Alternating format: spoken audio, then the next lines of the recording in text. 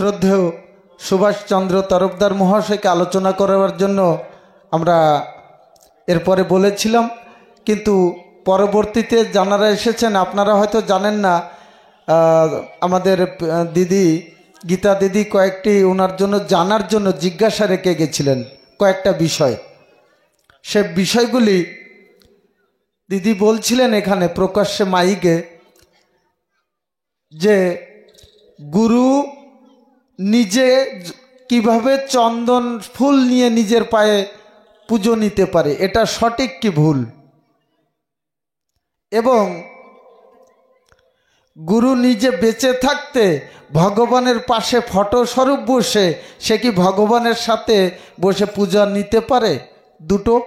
আরেকটা কি যেন দিদি বলছিল যে আমাদের মধ্যে কিছু কিছু গোসাইরা আছে তারা নিজেরা ভগবানের থেকে আগে চলে যায়, তারা নিজেরা বলে আমি সর্বশেষ, আমার পিছনে কেউ নেই, তাই তো দিদি?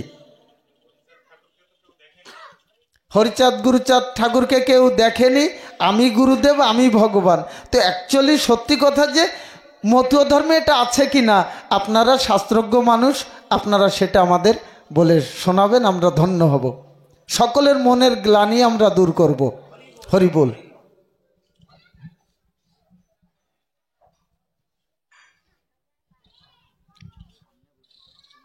হরি বল। পরম প্রেমময় শ্রী শ্রী হরিচাঁদ ঠাকুর, জগৎজননী শান্তিমাতা, যুগনায়ক শ্রী শ্রী গুরুচাঁদ ঠাকুর এবং সত্যভামা দেবীর চরণে প্রণাম জানাই।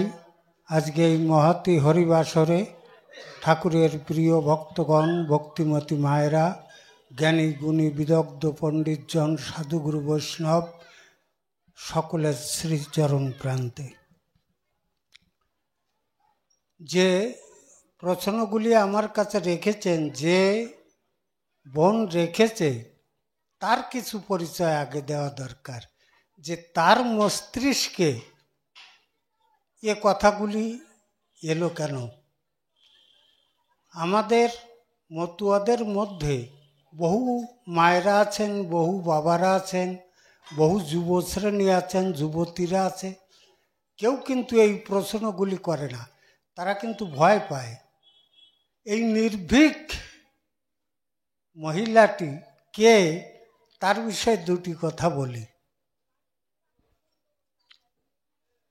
ওই MB 98 নাম্বার ননীগোপাল মল্লিক মহাশয়, তার সুপুত্রী ইনি। ওনার সঙ্গে আমার প্রথম পরিচয় হয়েছিল আজ থেকে প্রায় 30 বছর আগে। তখন কিন্তু এই সবাই আলোচনা করতে দেওয়াও হতো না, আর আলোচনা কী জিনিস তা লোকে বুঝতও না। আলোচনা করলে মনে করতো যে এই মহোৎসব নষ্ট করে দিয়েই বেটা আটবে। ঠিক সেই সময় আমি নিজে উপযাজক হয়ে বললাম যে আমি কিছু ঠাকুরের কথা বলতে চাই। ওই ননীগোপাল মহাশয় ওই সবাই ছিলেন, বৃদ্ধ মানুষ, একজন পাকা মতুয়া শিল্পী। উনি বসে বসে শুনছেন, আরও সেই সময়কার বড় বড় শিল্পীরা, বড় বড় গোসাইরা ওখানে উপস্থিত ছিলেন। আমি ঠাকুরের সম্পর্কে একটা 20 মিনিট আলোচনা করার পর উনি উঠে বললেন যে এরপরে আমি একটা গান গাইব। বৃদ্ধ মানুষ, সকলে বললেন গান। উনি গান গাইলেন, মন মালি তোর দিল বাগিচায় ফুটল রে আজি ভক্তি মুকুল। আমি জীবনে ওই গান বহুবার শুনলেও ওই রকম আর কারো মুখে শুনি নাই। তারপর উনি আমার মাথায় হাত দিয়ে আশীর্বাদ করলেন যে বাবা, এই বোধহয় মতুয়াদের উন্নতির পথে নেওয়ার প্রথম সোপান তুমি শুরু করেছ। কারণ যতদিন পর্যন্ত মতুয়ার দর্শন হরিচাঁদ ঠাকুর, গুরুচাঁদ ঠাকুর, অশ্বিনী গোসাই, তারক গোসাই এরা কি বলতে চেয়েছে, এই সমাজের কাছে কি বার্তা দিতে চেয়েছে, যতদিন ওই সুর আর ছন্দের মধ্যে ও বন্দি থাকবে ততদিন কেউ বুঝতে পারবে না। শুধু একটা মনের খোরাক রূপে মানুষ ওগুলিকে উপভোগ করে বাড়ি চলে যাবে, যে না ভালো গাইছে আর গায়ক ভালো, এই পর্যন্ত শেষ। কি যে বলিছে তা কিন্তু মস্তিষ্কে ঢুকবে না। ঢুকোতে হলে তোমার মতো মানুষ দরকার। আমি প্রণাম করেছিলাম, প্রণাম করে আশীর্বাদ চেয়েছিলাম যে শুধু আমি নই, আমার এই সূত্র ধরে এই মতুয়া সমাজে যেন হাজার হাজার বক্তার সৃষ্টি হয়, এই আশীর্বাদ আমাকে করবেন। তিনি আশীর্বাদ করেছিলেন, আজ আর তিনি নেই। তার ঘরে এই যে মানুষ ওড়াকান্দিতে গিয়ে ঠাকুরের কাছ থেকে প্রার্থনা করে তার সন্তান কামনা করে এসেছিলেন, তার দুটি ফসল আমি দেখেছি। তার একটা হচ্ছে পূর্ণেন্দু মল্লিক, আপনারা সকলেই চেনেন, যে মতুয়া সমাজের কোনো মহোৎসবে দাঁড়ালিয়ে তার কথা না শুনে চলে যাবে এমন লোক কেউ ছিল না। যে হেঁটে চলে যাচ্ছে সে পুনরায় ফিরে আসতো তার কথা শুনতে। দ্বিতীয়টি এই গীতা বোন, যে আজও পর্যন্ত সে বলেছে যে আমার নিজের সুখ দুঃখ বেদনার জন্য আমি এ প্রশ্ন করি নাই, আমি এ প্রশ্ন করেছি যে আমার ঠাকুরকে আমি ভালোবাসি, সে যে একজন গোসাইছে নিচু হয়ে যাচ্ছে এ বেদনা আমি সহ্য করতে পারছি না, তাই আমি এই প্রশ্ন করেছি। কত বড় মূল্যবান কথা! এরকম চিন্তা, এরকম মস্তিষ্কের ভাবধারা কজন মতুয়ার মধ্যে আছে? আমি জানি না এর কতটা সঠিক উত্তর আমি দিতে পারবো, তথাপিও চেষ্টা করব।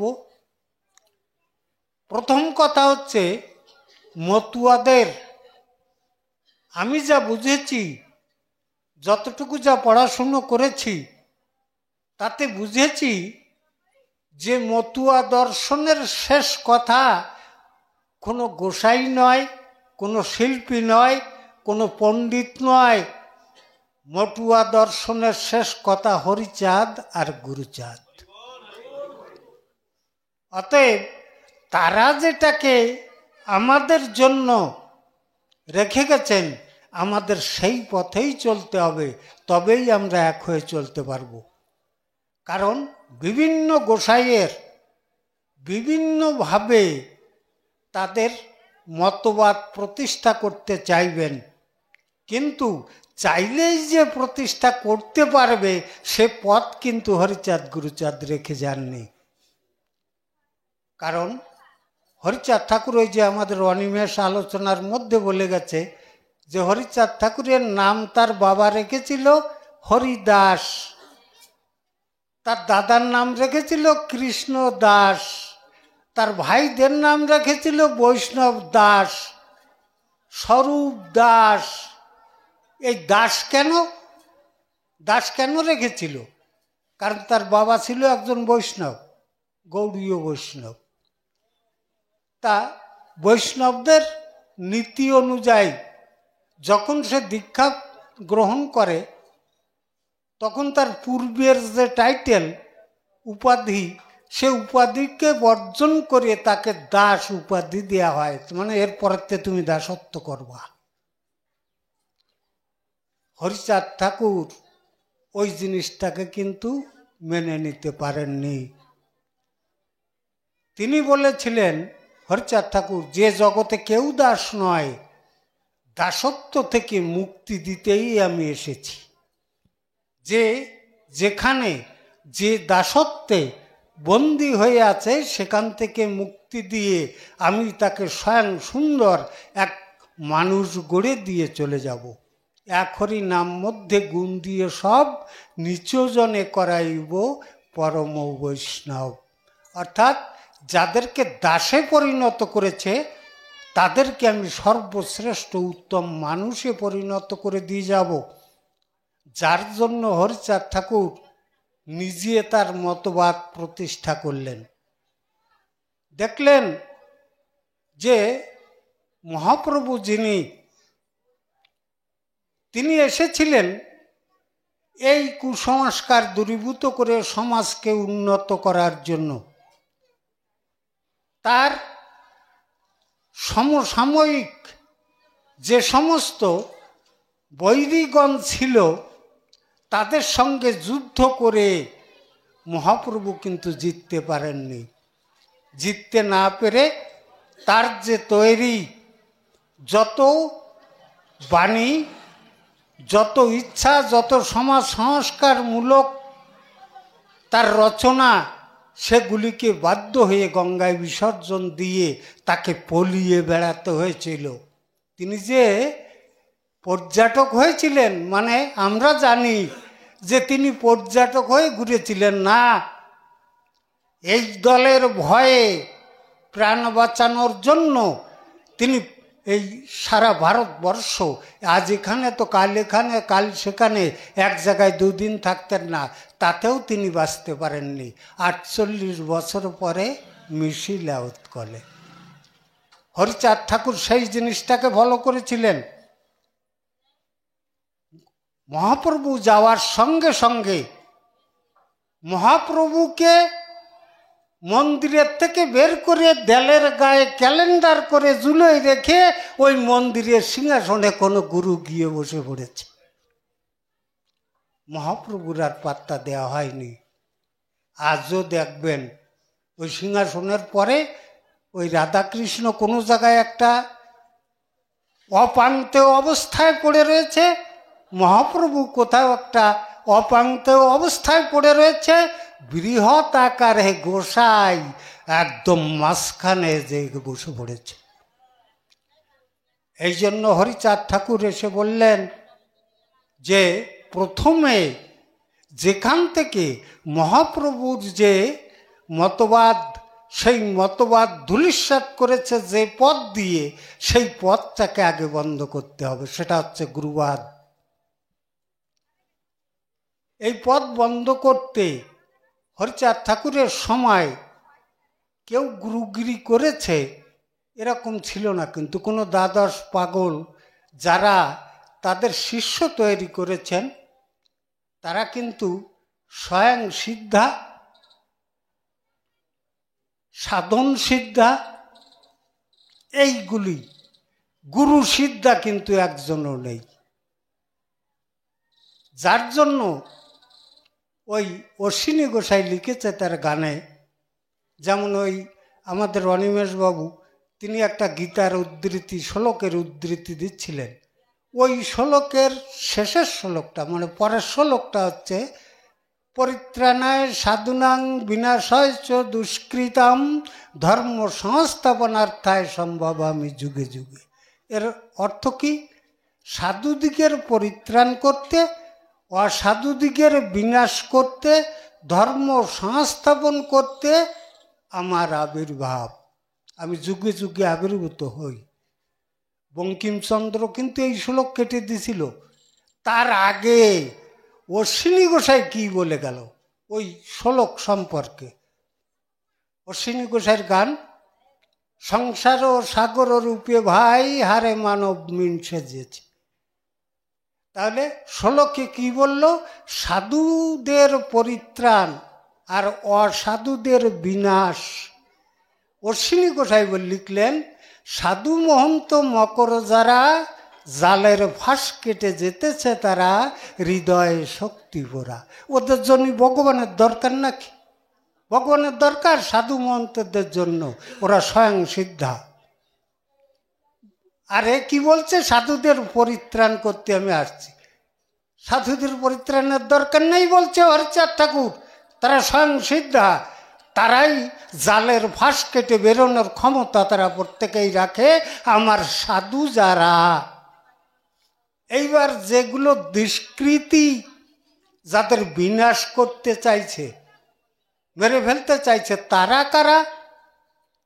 তারা হচ্ছে সমাজের অচ্ছুত বর্গ। তারা 95% মানুষ, তারা ক্ষুধার জ্বালায়, বস্ত্রের জ্বালায়, ওই সমাজে সম্মানের জ্বালায় তারা অচ্ছুত হয়ে, তারা দুষ্কৃতী হয়ে গেছে এই তাদের দৃষ্টিতে। তথাকথিত সেই পণ্ডিতদের দৃষ্টিতে এরা দুষ্কৃতিকারী, যার কারণে এরা সব সময় দূরে থাকবে। এরা ছুঁইতে পারবে না, কোনো মন্ত্রে এদের অধিকার নেই, কোনো কিছুতে এদের কোনো অধিকার নাই, যেহেতু এরা দুষ্কৃতী। আজকে আমাদের সমাজে, যখন আমরা গ্রাম্য সমাজে থাকি, ওর ভিতরে যদি কোনো একটা মানুষ অসৎ ক্রিয়াকর্ম করে, সেই মানুষটাকে বলা হয় দুষ্কৃতী, এবং তাকে সবসময় ওই সমাজের সবার থেকে বহিষ্কার করা হয়। তো এখানে বলছে যে তাকে মেরে ফেলতে হবে। অশ্বিনী গোসাই কি বললেন? অশ্বিনী গোসাই বললেন, সাধু মহন্তের সঙ্গ নিলে ও সে বন্দি রয় না জঞ্জাল জালে, সঙ্গে যায় গোচলে। এই দুষ্কৃতিগণ, আমার যে সাধুদের আমি ছেড়ে দিয়েছি এই জগতের বুকে, যারা স্বয়ং সিদ্ধ, তাদের সঙ্গ যদি লাভ করে, তাহলে এই দুষ্কৃতীরাও মুক্ত হয়ে তারা আমার কাছে এসে পৌঁছবে। কতটা পরিবর্তন! সেই পরিবর্তনের জায়গায় হরিচাঁদ এসে একটা মুক্ত পথ দিয়ে তিনি গুরুবাদকে যে ধরে আনে দলে, তারে ধরা কয়, ধরা মরা দুই কথা দুইভাবে রয়, মরা হতে ধরা কবু শ্রেষ্ঠ নাহি হয়। যে ধরে দলে ধরে আনবে সে হচ্ছে ধরা, ঠাকুরের কাছে গেলে সে মরা, অর্থাৎ আত্মসমর্পণ ওখানে করবে। আর ওখানে করার জন্য মতুয়ার গোসাই যারা, তারা কিন্তু ধরে আনিয়ে কোন জায়গায়? হরিচাঁদের কাছে এনে দিচ্ছে। ওই আমি গুরু বই মুখ হয়ে রইলাম ভাই, এ মুখ কেউ দেখো না, ওই গানের উদ্ধৃতি দিয়ে অনেক গোসাইরা বলেন যে গুরুই সর্বস্ব। ও গানের লাস্ট পদটা কি কেউ ভালো করে পড়ে দেখেছে যে অনেক কি বলতেছে? মহানন্দ বলছে ডেকে, এমন অপরূপ রূপ দেখে চোখে, মজলি অহিক সুখে। অশ্বিনী তোর নাই রে রক্ষে, কার বিনা? আমার গুরুচন্দ্র বিনা। মহানন্দ কইছে আমার বিনে তোর রক্ষা নাই। এত ভক্ত যে, ওই যে বলেছে যে আমি হরিচাঁদকে দেখিনি, আমি দেখেছি আমার গোসাইকে। ভালো কথা, তোমার গোসাইকে দেখেছ, তাকে ধরেছ কিসের জন্য? এ দায়িত্বটা কিন্তু গোসাই, যে তুই আমার সঙ্গে যাবি। আমার গন্তব্যস্থল কোথায়? আমি কোথায় যাচ্ছি? কেন আমার সঙ্গে যেতে চাস? এই যে সাধু মহন্তের সঙ্গ নিলে ও সে বন্দি রয় না জঞ্জাল জালে, সঙ্গে যায় গো চলে। তাহলে তুই আমার সঙ্গে আসতেছিস, আমার সঙ্গে যাবি কোথায়? এর উত্তর হচ্ছে, তুমি যেখানে যাচ্ছ আমি কিচ্ছু চিনি না। তুমি যেখানে যাচ্ছ, তোমাকে দেখে মনে হয় যে তুমি একটা পবিত্র মানুষ, আর তোমাকে যে পবিত্র করেছে সেই পবিত্র ব্যক্তির কাছে, সেই পবিত্র মানুষের কাছে তোমার সঙ্গ নিলে আমি একদিন না একদিন পৌঁছতে পারবো, তাই আমি তোমার সঙ্গ নিয়েছি।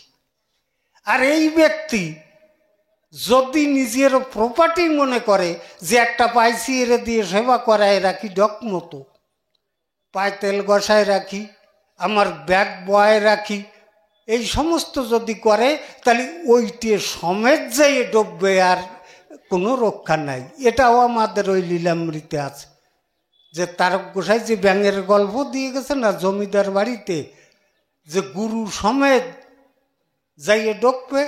যখন ওই ব্যাঙরে গুরু তারক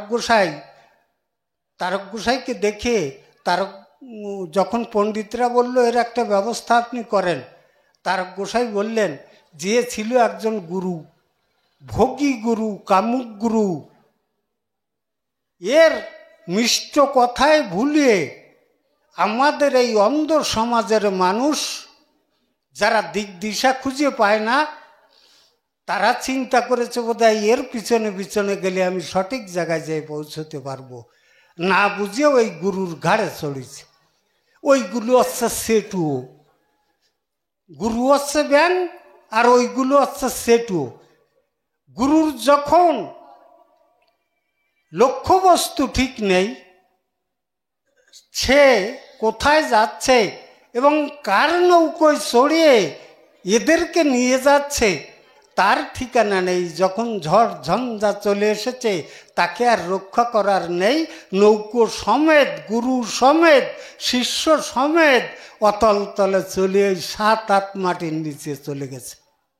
ওর সঙ্গে সঙ্গে ওই ব্যাগ লাফ দিয়ে ঠেলে উঠেছে, লাফ দিয়ে উঠে ওই তারক গোসাইয়ের পার উপরে যে পড়ে তার চোখ দিয়ে জল বেরিয়ে তারক গোসাইয়ের চরণ ধুয়ে দিয়েছে, কারণ বাস্তব কথাটা বলে দিয়েছে। তখন তারক গোসাই বলছে, বাবা এমন কর্ম করো না, কারণ এই জীবজগৎকে উদ্ধার করার জন্য একজন মানুষই এসেছেন, তিনি হচ্ছেন হরিচাঁদ ঠাকুর। তিনি হচ্ছেন তার সুযোগ্য পুত্র, যার মধ্যে হরিচাঁদ ঠাকুর নিজের শক্তি সহ প্রবেশ করেছেন। তিনি হচ্ছেন গুরুচাঁদ ঠাকুর। যদি মুক্তি পেতে চাও, তার দরবারে গিয়ে উপস্থিত হও, ব্যাং উদ্ধার হয়। তাহলে এই যে দল ভোগী, যে দল শিষ্যকে নিজের প্রপার্টি মনে করে, সে দলের অবস্থা ওই 7-8 মাটির নিচে ছাড়া আর জায়গা নেই। এটাও ওই লীলামৃত্যু বুঝিয়ে দিয়ে গেছে। অনেকে বলে থাকেন জর্ষিনী গোসাইয়ের গান লিখেছে, গুরুকে ভজনা করো মন ভ্রান্ত হইও না। ওই গানের গায়ে ওই গুরুর পা ধরে কান্নাকাটি করার জায়গা খুঁজে পাইছে, কিন্তু একটা জায়গা খুঁজে পাইনি, ও বুঝিয়ে পাইনি। খুঁজে পাইনি মানে বুঝিয়ে পাইনি। সেটা হচ্ছে কি, জীবন যৌবন সোপে গুরুর পায়, মৎস্যচক্র ভেদ করিল বীর ধনঞ্জয়। মহাভারতের উদ্ধৃতি দিয়ে ওই গানটাকে বুঝাচ্ছেন অশ্বিনী গোসাই, যে জীবন যৌবন সোপে গুরুর পায়। দ্রোণাচার্যের পায় কিন্তু লেখা নেই ও জায়গায়। মহাভারতের গুরু ছিল কে? দ্রোণাচার্য। জীবন যৌবন সোপে গুরুর পায়, মৎস্যচক্র ভেদ করিল বীর ধনঞ্জয়। ধনঞ্জয়কে আপনি, আমি, আমরা সবাই যারা গুরুর পিছনে ছুটেছি, এইবার ওর সে সমার যিনি দ্রৌপদী পায়, কার ভরসায়? গুরুর কৃপায় সমার যিনি দ্রৌপদী পায়, সহায় ছিল দ্রোণাচার্য নাকি কেলে সোনা। তাহলে ওখানে তো দ্রোণাচার্য হওয়ার কথা। যদি গুরুই সব হয়, তাহলে সহায় ছিল দ্রোণাচার্য হওয়ার কথা। কেলে সোনা লিখলো কেন? অশ্বিনী মূর্খ নাকি কি বুঝাতে চাইছে? ওই যে বুঝিয়ে যে হরিচাঁদ চিনি না গুরুরই চিনি, ওই গান গাইয়ে বুঝিয়ে গেছো, কিন্তু ও জায়গায় তো বোঝো নাই। ও জায়গায় বুঝতে হবে যে কেলে শোনা অর্থাৎ হরিচাঁদ ঠাকুর যাকে বুঝাতে চেয়েছে। তাহলে সে যদি সহায় না থাকে, তাহলে গুরুরও ক্ষমতা নেই তার ওই মৎস্যচক্র ভেদ করানোর। এই যে উপাচার, কিন্তু হরিচাঁদ ঠাকুর কোথাও বলিনি যে আমার পুজো করতে, আমার সেবা করতে কি কি জিনিস তুর্গে লাগবে। দশরথের উপাখ্যান পড়ে দেখবেন, ওই জায়গায় লেখা আছে, শুধু হরি নাম দিয়ে মাতা গিয়ে গ্রাম, কোনো মন্ত্র লাগিবে না, শুধু হরি নাম। তাহলে উপাচার লাগবে কি? এক হরি নাম হলে যখন সমস্ত উপচারের ঊর্ধ্বে ওর পূজা কোথায় হয়? আমার হৃদ কদম্ব তোর মূল্যে দাঁড়াও শ্রীহরি, ওইখানে যে পুজো হয়, ওখানে দুটো কলা নিয়ে ঠাসতে পারবা কেউ? অনেক দুটো ফুল নিয়ে ঠাসতে পারবা কেউ, অনেক খানিকটা চন্দন ঘষতে পারবা কেউ পারবা? ও তো নিজের মধ্যে আছে। দুই একদিন ঘষা দিয়ে দেখো না, কলা হনে ডোকে নাকি, বেলপাতা হনে ডোকে নাকি, ফুল হনে ডোকে নাকি, এর একটাও তো ও জায়গায় ঢোকবে না। যেখানে হরিচাঁদের পুজো হয় তুমি ও নিয়ে গুতুগুতি আরম্ভ করেছো কেন? চন্দন ঠাকুরের কনে লাগাবে, কি লাগবে, আমার পায়ে খানিকখানি লাগা, তারপরে ফুল অনেক গোসাইকে দেখেছি ছোট্ট একটা মালা বানায় টুপির মতো দেয়, তার কানের দুই পাশে আবার দুটো জুলোই দেয় যাতে কান আটকে থাকে, কিছু না শোনা যায়। ওই জন্যই আবার গলায় একটা মালা, হাতের এইখানে বাঁধে মালা, এই জায়গায় বাঁধে মালা, এই মালা বাঁধে জ্বালা বাঁধাইয়ে যা তৈরি হয় তাতে মনে হয় একটা বাঙুর, ওরে একটা পবিত্র শুদ্ধ মানুষের মতো কিন্তু মনে হয় না, একটা বাঙুর। ওই যাত্রা লিখিত, এই জন্য যে সময় কমেডি চরিত্র লিখতে হয় তখন ওই সব মেকআপ দিয়ে লিখতে হয়। অতএব বাঙুরের থেকে সাবধান, সাধু সাবধান। কেন এ কথা বলেছে? এই কথা এই জন্য বলেছে যে তুমি যে পথে চলেছ সে পথ অতি পবিত্র, অতি সুগম। সেই পথকে যে জটিল করে দেয়, জটিল কিভাবে করে? আচার অনুষ্ঠান, এটা না করলে হবে না, ওটা না করলে হবে না, এই পালি কর, আমারে এই দে, আর তোর গুরু মারে এই দে, তারপরে এই পার্শ্বিকে লাগবে কি 50 টাকা লাগবে কি 5000 টাকা লাগবে, এই উপকরণ লাগবে, এইগুলো হচ্ছে জটিলতা। এসব আমার হরিচাঁদ চাইনি কখনো। আমার হরিচাঁদ চেয়েছে তোর মধ্যে যত কুসংস্কার আছে সমস্ত কুসংস্কারগুলি তুই ঝেড়ে ফেল, পবিত্র হয়ে আমার সামনে দাঁড়া, তুই আর আমাতে একটা মিলন মঞ্চে গিয়ে দুজনে মিশি। আর হরিচাঁদের সঙ্গে মিশতে হলে আমাকে ওই যে আগে বলতেছিল আমার ননিদা গাচ্ছিল, রাখলে চরিত্র ঠিক অটল নিরিখ, গুরুচাঁদ করলে দয়া করতে পারে। তাহলে গুরুচাঁদের দয়া পেতে হলে আমার কি করতে হবে? আমার চরিত্রকে সংশোধন করতে হবে। আমার চরিত্রের মধ্যে যত কুসংস্কার ঢুকে আছে সেই কুসংস্কারের মধ্যে আটকা পড়িয়াছি আমি। ভক্তি দুই প্রকারের, একটা হচ্ছে বৈদিক ভক্তি, বিধি ভক্তি। সে বিধি ভক্তিটা কি? এইটা না হলে হবে না, ওইটা না হলে হবে না, এ দিতেই হবে, এনে তিরিকাঠি পুঁততে হবে, উব্দি করে ওর গায়ে লাল সুতো পেঁচাতে হবে, গটের গায়ে গামছা লাগবে, ডাব লাগবে, গট কয়টা পাতা যাবে, এইগুলোর নাম হচ্ছে বিধি বৈদিক ভক্তি। হরিচাঁদ ঠাকুর বৈদিক ভক্তির অনেক উপরে, ও বাম পদে ঠেলে ফেলাই দিছে ওই বৈদিক ভক্তি। হরিচাঁদ ঠাকুর ঠেলে ফেলাই দিয়ে তিনি নিয়ে গেছেন পরাভক্তির কাছে, যে ভক্তির কাছে গেলে মানুষের কোনো উপকরণ দরকার হয় না, নিজে স্বয়ং সিদ্ধ হতে পারে, সেই জায়গায় নিয়ে পৌঁছে দিয়েছে হরিচাঁদ ঠাকুর। কোন জায়গায়? দেখবেন ওই ডাঙ্কা কাসুন নিয়ে যখন মাতাম দেয়, শুধু হরি নাম আর কিছু নেই, কিন্তু শুধু হরি বল বলতে বলতে মাতাম দিতে দিতে সে এমন এক জায়গায় গিয়ে পৌঁছায়, তখন সে জগৎ থেকে বিচ্ছিন্ন হয়ে যায়। এই সব উপকরণ, একজন শিল্পী গান গায়, গাওয়ার সময় তার হারমোনিয়ামের সুর তার গলার সঙ্গে মিশতেছে কিনা, ডোলে ঠিক মতো তাল দিচ্ছে কিনা, জুড়িটা ঠিক মতো বাজছে কিনা, দোতারাটার শব্দ ঠিক আছে কিনা, ওর একটা যদি বেতাল হয় তো গায়ক সঙ্গে সঙ্গে জ্বলে ওঠে, তার সেই বাদকের উপরে খেপে যায়। ওই গান গাইতে গাইতে যখন ভাবের জগতে প্রবেশ করে, সেই ভাব লহমায় শিল্পী,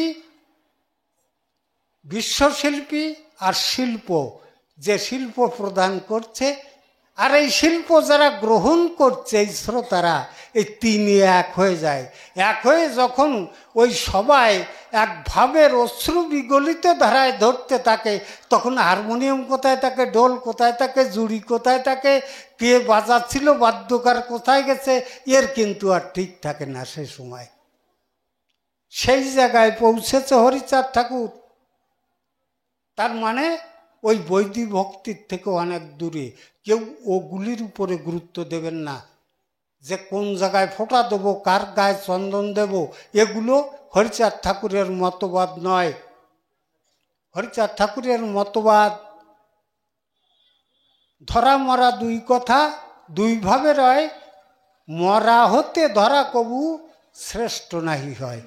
যে দড়ি আনিছে দলে, যার জন্য এনেছে, যার কাছে এনেছে, তার থেকে যে ধরে এনেছে সে কোনোদিন বড় নয়। কারণ যার কাছে ধরে এনেছে তার কথাটাই শেষ কথা। তিনি কি বলেছেন সেই কথাটাকে তুমি অনুসরণ করো। যিনি ধরে আনিছেন তিনি কি বলতেছে সে কথাটা অনুসরণ করো না।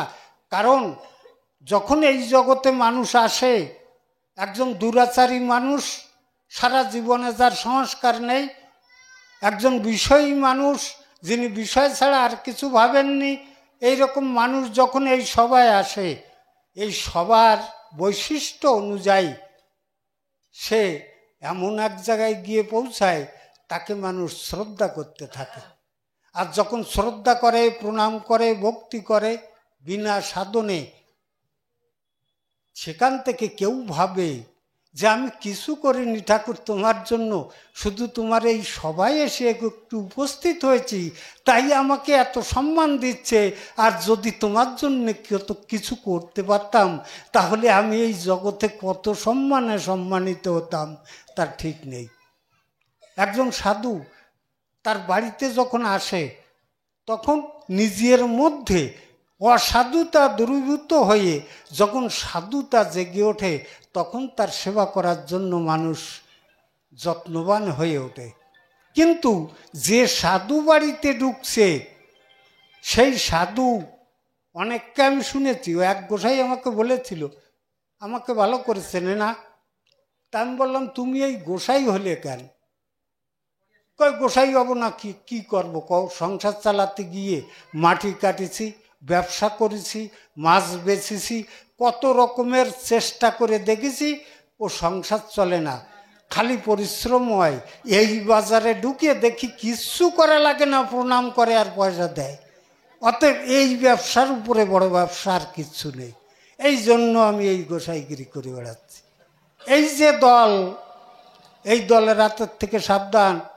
যখন এই সবাই আসে, তখন যদি বোঝে যে আমাকে এত ভক্তি করছে, এত শ্রদ্ধা করছে, শ্রদ্ধা যারা করছে তারা তো নিষ্কলুষভাবে শ্রদ্ধা করছে, কিন্তু যে শ্রদ্ধা নিচ্ছে সে নেওয়ার পাত্র নয়, সে এসেছে ব্যবসা করতে।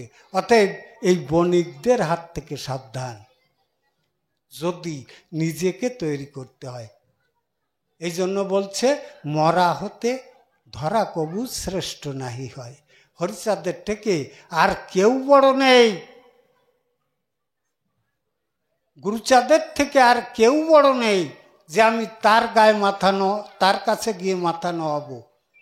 মৃত্যুঞ্জয়কে যখন ধরে নিয়ে গেল ওই জমিদার নায়েব কাছারিতে, বেত্রাঘাত করছে মৃত্যুঞ্জয়কে, ওখানে হীরামন গিয়ে উপস্থিত, যে নায়েবের কাছ থেকে চাবুক কেড়ে নিয়েছে।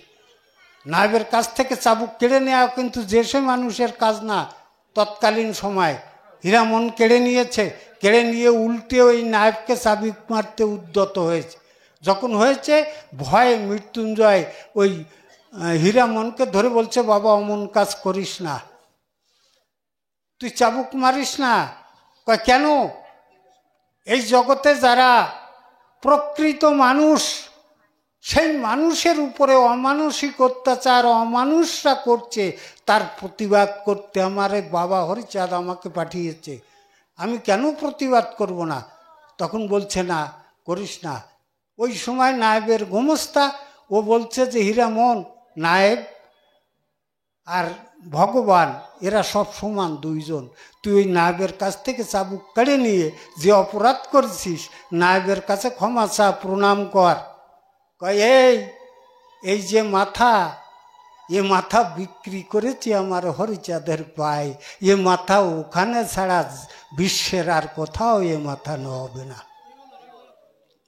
তা মাথা নোয়ানোর জায়গা একটা আছে, সেই জায়গায় নোয়াবেন।